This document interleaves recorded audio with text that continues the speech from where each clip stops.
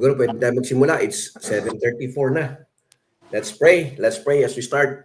Our gracious God and Heavenly Father, once again, we would like to thank you for this beautiful evening that you have given to each one of us. Thank you, Lord, for the opportunity that once again we can study your word. We pray that you give us the wisdom and the knowledge that comes only from you, especially your servant who cannot do anything apart from you. So that as we study your word this evening, may we learn new truths. And also, Lord, we pray that it will enhance us, it will make us grow more in the knowledge of the Lord Jesus Christ and be able to understand more your will for your people, dear God.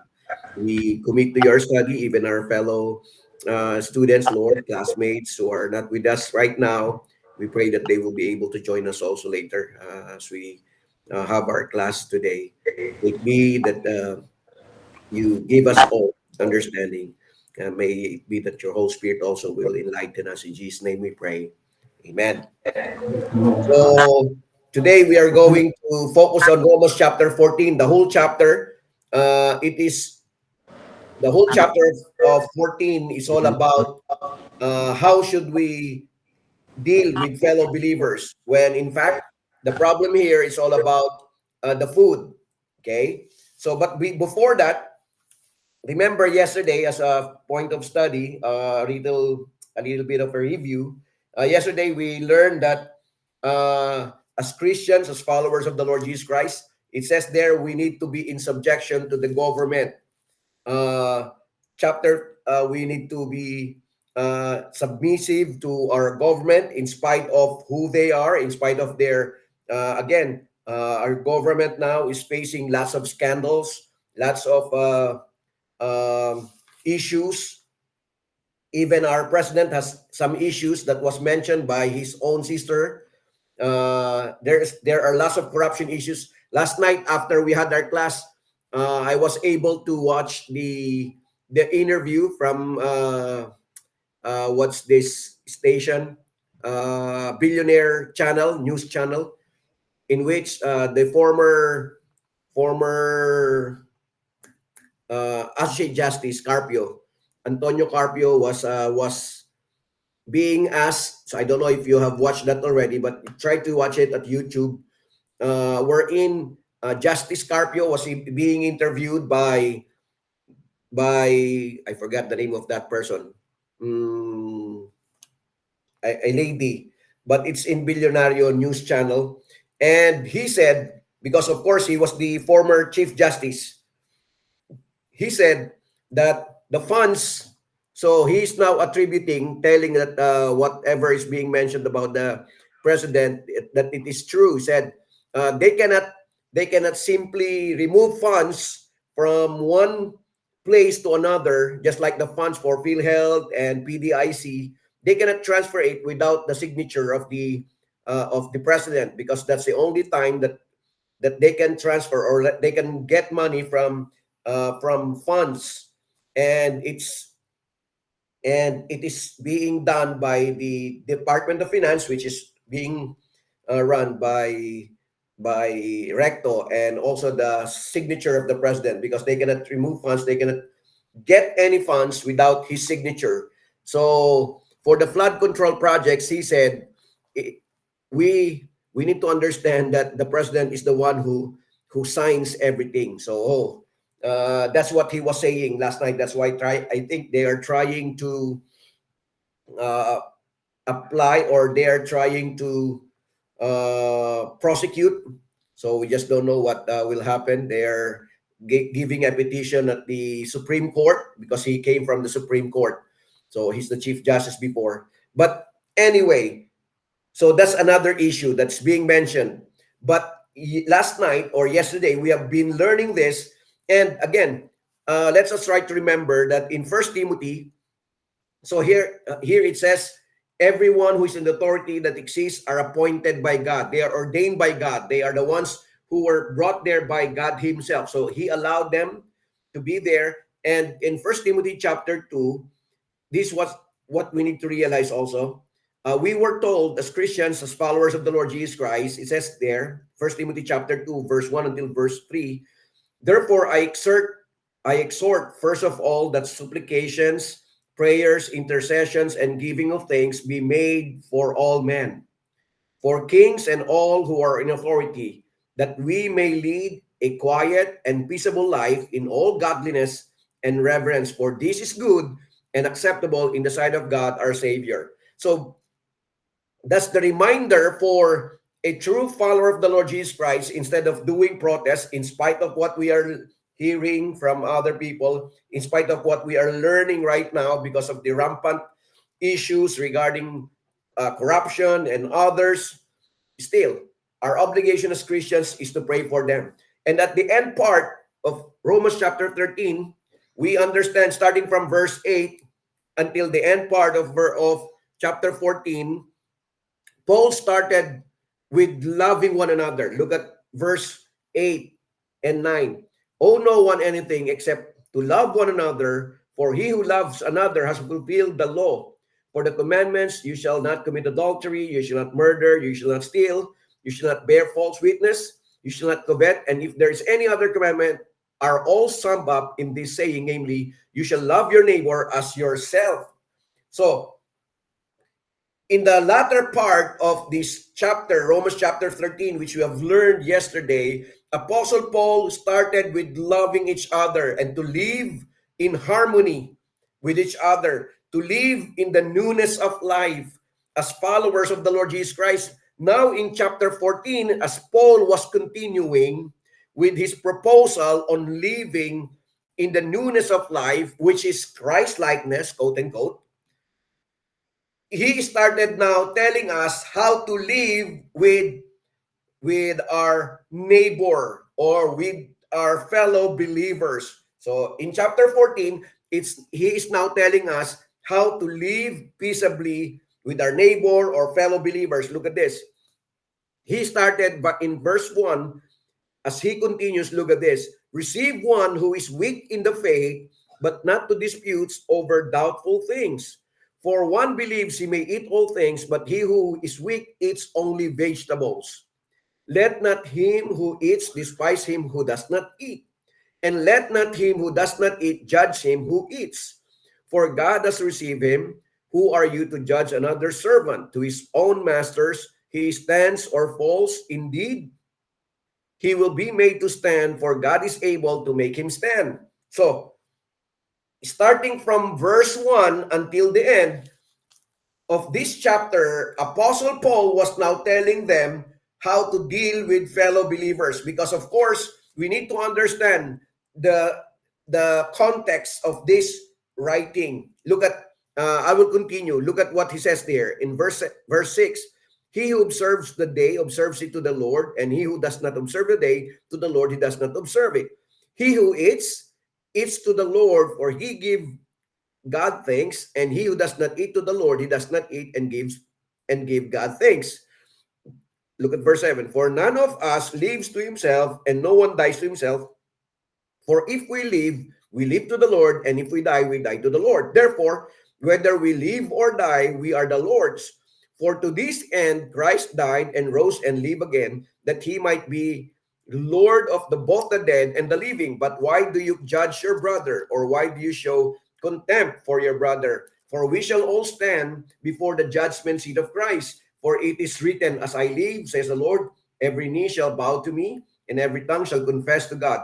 So then each of us shall give account of himself to God. Therefore, let us not judge one another anymore, but rather resolve this, not to put a stumbling block or a cause to fall in our brother's way. So, in the early verses 1 until verse 13, Apostle Paul was continuing with what he was saying on how to live in Christ likeness.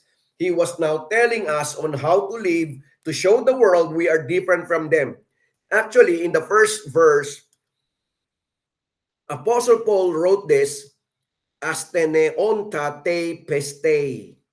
So, he was simply telling them it is in the present tense. So, he was simply telling to those who are weak, or to those who are feeble, or to those who are sick, or let's say impotent, or let's say to those who are deficient in strength, to be unsettled or to be powerless. He says there, they are not strong in their faith. So Apostle Paul would like us to realize, would like the believers in Rome to realize that not everyone believes on what they believe, or not everyone practices what they practice.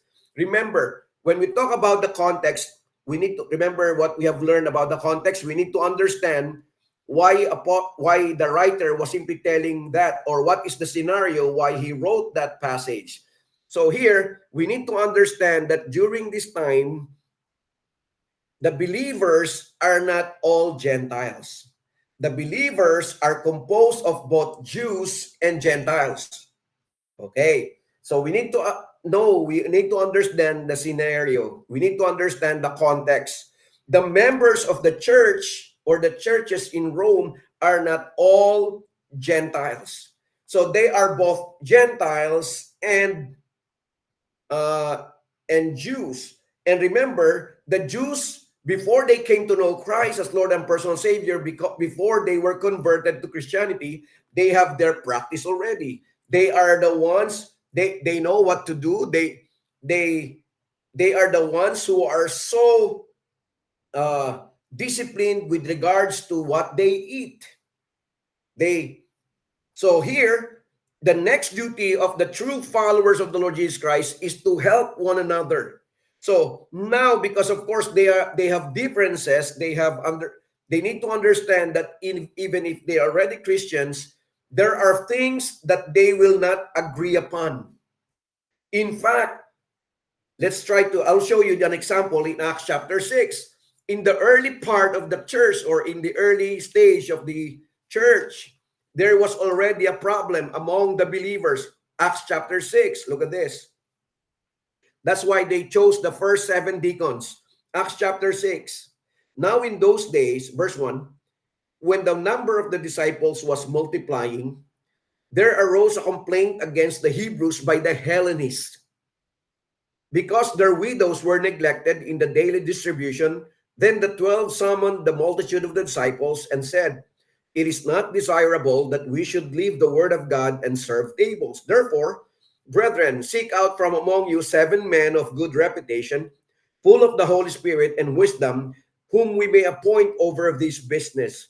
But we will give ourselves continually to prayer and the ministry of the word." Again, so you can see here that even in the early stage of Christianity, there was already a problem. Remember, I told you yesterday, when we talk about the government, there's no perfect government. When we talk about the church, there's no perfect church, simply because everyone is imperfect. And the church is composed of imperfect people. Even in our own families, our own homes, even our own family, it's not a perfect family, but rather it's a uh, uh, okay. I thought I heard somebody speaking. So when we talk about our family, we don't have a perfect family. Everyone is dysfunctional. Much more. So when we say dysfunctional, no perfect. Much more in our churches. That's why even in the early church, they already have a problem. And this is what we can see in Acts chapter 6. Again, look at the problem.